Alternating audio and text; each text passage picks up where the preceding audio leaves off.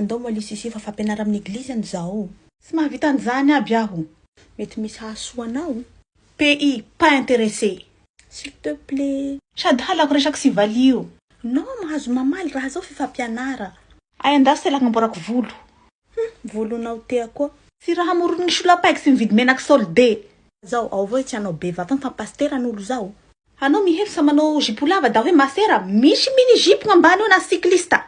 Matuty vava ty sy nahindry Zagnahary misy loako roa dian'izay sy porta cadena référence vachette numéro 7. Loza taratsika.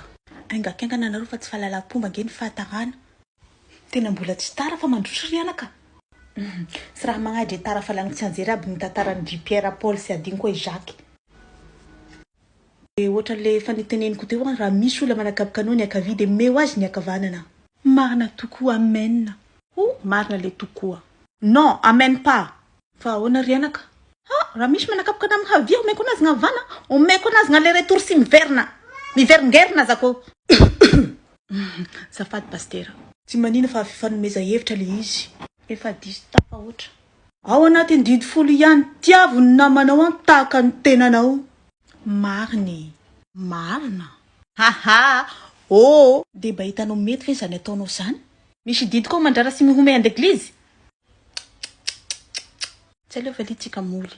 Ka matahotra anao fa gn'olo-masina lava mandevy sa vao eto ka hitavasika ny limity. Aleo mihitsy ny mivoaka.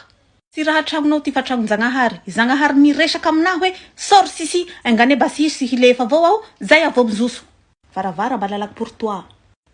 Tsy diso. Ohatra zany Zagnahary sy tia rasy ary sy hisy misy zay raha zay. Ohatra zany zahay miaraka amin'ny ampela be sorobila hotany mpinama. Misy rano beo misy voay.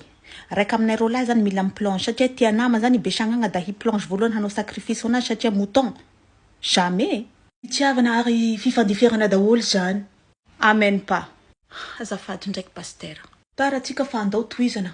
Aza mitsiriritra ny fananan'olona. Ino ba gn'itenareo anahy? Mizaka aho halanareo sy mizaka aho halanareo. Hevitra ondry rianaka.